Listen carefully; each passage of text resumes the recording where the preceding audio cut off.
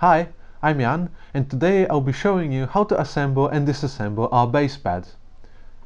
It's really a toolless design that doesn't require any modification to the magazine or spring.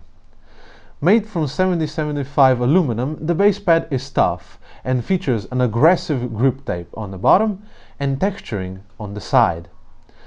This particular model increases capacity by 2 rounds and it's legal for both IPSC production and standard divisions.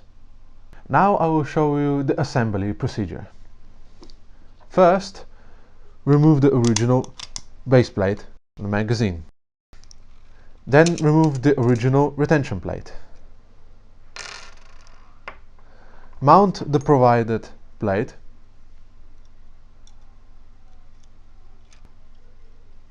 And make sure it's facing the back of the magazine.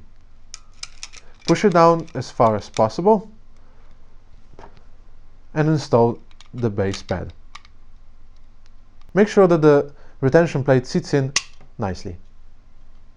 If you'd like to get one for yourself, visit our store at armanov.com or find a local dealer on our page.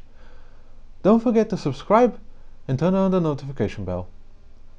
Until next time, stay safe, friends.